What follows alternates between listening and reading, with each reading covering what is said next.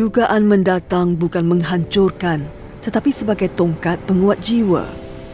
Insiden kebakaran diiringi banjir besar beberapa tahun lalu mengakibatkan bujang mengalami kerugian lebih RM50,000. Rumah bagang, hasil laut kering dan peralatan berniaga musnah sepenuhnya. Tekad untuk meneruskan empayar perniagaan yang sudah dibina sekian lama, usaha perlu diteruskan. Seawal jam 6 pagi, bujang atau Noliza Kusung ditemani suami dan cucu bersiap sedia untuk jualan tamu sebentar lagi. Pelbagai jenis bilis dan hasil laut kering lain dibawa sebagai pilihan. Tamu mingguan di Pekan Pitas dibuka setiap Sabtu. Pelbagai jenis jualan termasuk makanan, sayuran, buah-buahan dan hasil kraft boleh ditemui di sini.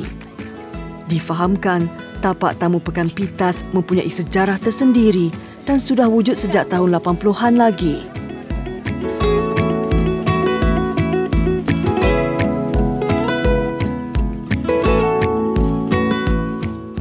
Ikan bilis kopek antara jualan paling laris di gerai bujang.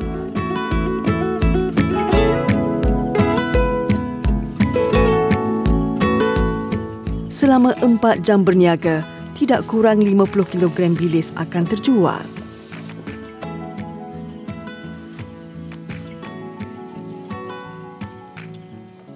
Yang bagi modal, akak boleh pergi menjual di pasar, menjual di tamu-tamu, dan alhamdulillah sekarang ada gerai sendiri. Dan selepas join AIM ni, akak boleh maju lagi, dapat buat rumah, anak-anak pun semua boleh maju.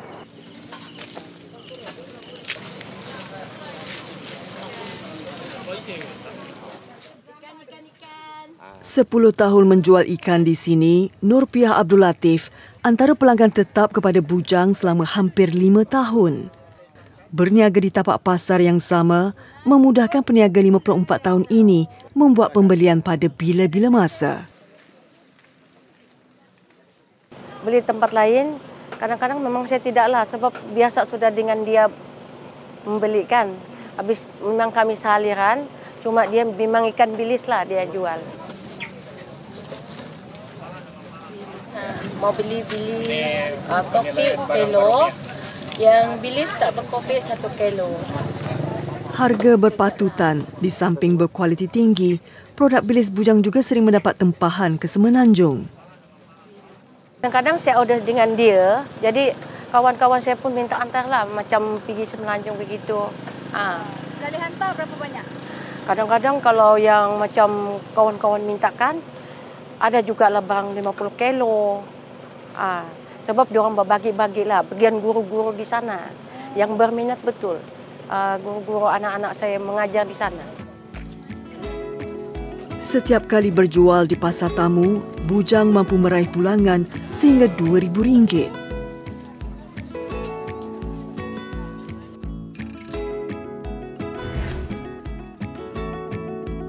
Dengan jarak hampir 200 km dari kota Kinabalu, Pitas direkodkan sebagai antara 10 daerah termiskin di Malaysia. Seiring itu, Amanah Ikhtiar Malaysia khasnya wilayah Sabah berperanan besar memimpin penduduk keluar dari lembah kemiskinan. Pegawai AIM komited meredahkan segenap ceruk pendalaman bagi memastikan penduduk dapat mengubah sosioekonomi mereka. Bermula dengan pembiayaan RM1,000, kini bujang berani melangkah lebih jauh dengan cuba mendapatkan pembiayaan sehingga RM30,000. Pembinaan 2 buah bagang lagi menjelang tahun hadapan dapat menambah hasil pendapatan.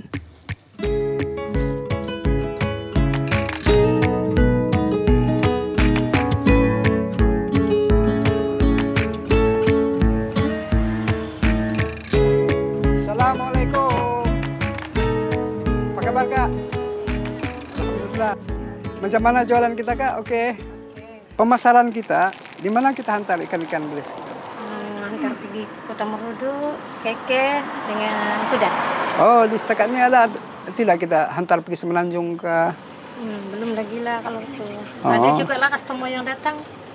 Produk kita yang paling laris mana satu, Kak? Bilis kopek. Bilis kopek. Yang mana satu bilis? Yang ini Ini jenis ikan bilis apa nih, Kak? Dia bilis nomor 2. Oh, nomor 2. Pohon bujang ini salah satu contoh yang kita boleh ambil contoh semangat perjuangan seorang sahabat usahawan yang berwawasan dan berdisiplin. Dan punca kejayaan beliau sebenarnya didorong oleh kemauan untuk mengubah taraf hidup.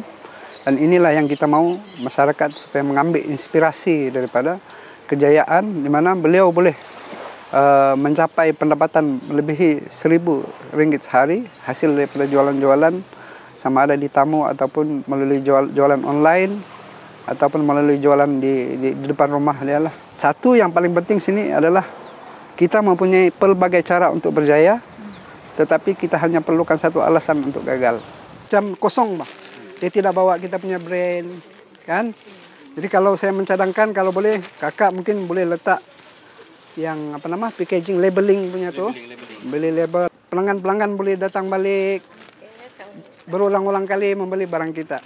Akak rasa senang sekarang sebab Amanektiar membagi modal yang begitu memberangsangkan dan dia menggalakkan untuk sahabat berusaha lebih gigih lagi dan wanita-wanita, sahabat-sahabat boleh bergerak dengan lebih maju lagi. Jadi kaki tangan untuk menganggap diri kita bukan sebagai pekerja AIM, tetapi seorang aktivis yang coba memulihkan ekonomi masyarakat kita di Sabah. Sebab jadi kita mau duduk sama rendah, berdiri pun sama tinggi dengan di Semenanjung. Dan hasrat itulah sebenarnya yang menjadikan kaki tangan kita terus bermotivasi. Semoga sentiasa murah rezeki, sentiasa berjaya, dan alhamdulillah hanya sekali lagi kita meminta diri, Kak. Oke, assalamualaikum.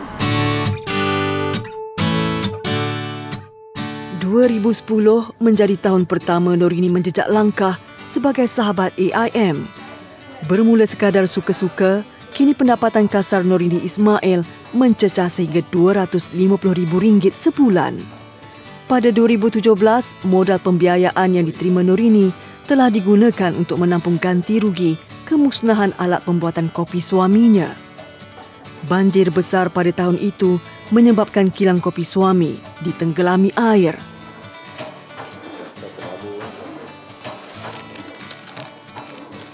Dulu Kelantan, Thailand dengan Terengganu. Alhamdulillah kakak hari ni semualah Supaya Perak, Batu Pahat, semua negeri ambil kopi kat ni. Yang IM ni berkembang daripada IM lah. Tu saya tu terima kasih banyak lah ke IM. Kerana IM ni kopi kat ni berkembang sepuluh white coffee, sepuluh cappuccino. Kadang-kadang tak ada lah ni. Orang minta pun tak ada. Ni lah ni kita lah ya pelanggan ni. Seperti raja lah. Sayap perniagaan semakin luas. Seiring itu, bilangan pekerja juga turut bertambah agar permintaan pelanggan dapat dipenuhi. Ia sekaligus membuka peluang pekerjaan kepada penduduk setempat yang tidak memiliki pendapatan stabil. 1,000 paket kopi Arabusta perlu disiapkan untuk penghantaran sebentar lagi. Oleh itu, ketelitian semasa pembungkusan perlu dititik beratkan agar tiada sebarang kesilapan semasa penghantaran. Usahawan yang baru nak berniaga lah. Ini kena ada komitmen lah untuk berniaga tu untuk maju ke depan. Jangan kata nak buka berniaga tu dengan tak tahu hala tuju yang jelas. Itu tak boleh. Kita kena ada satu hala tuju yang jelas baru kita boleh berniaga, kita buka kelih apa. Ni nak tolong royak lah kau siapa-siapa tak minat lah kau IM ni. Bolehlah masuk IM. Sebab IM ni untuk selamatkan bisnes kita. Untuk kita hak susah ni selamatkan kita. Untuk nak suruh kita ni berkembang lagi nego. Tapi kak ni nak royak, nak ngepek lah sikit. Kita jangan salah guna. Mana kita pinjam IM ni, kita salah guna. Kita buta, kita tak bayar, kita buat golai bukan. Sama seperti kopi tradisional keluaran suami, produk kopi putih pracampuran jenamanya turut mendapat sambutan memberangsangkan.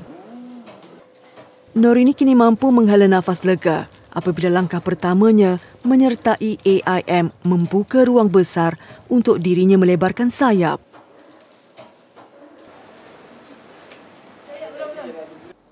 Dia percaya pada masa hadapan produknya mampu bersaing dengan jenama lebih besar walau perlu mengambil masa yang panjang. Buat masa kini, Norini hanya mampu menyediakan tempahan terhad sehingga 5,000 kotak. Okey,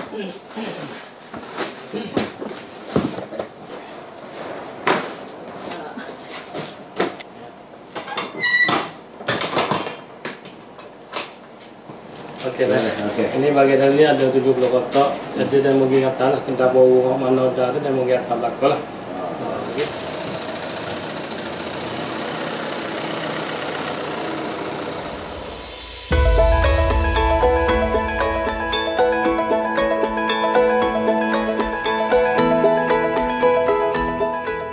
Pepatah mengatakan, di mana ada kemahuan, di situ ada jalan.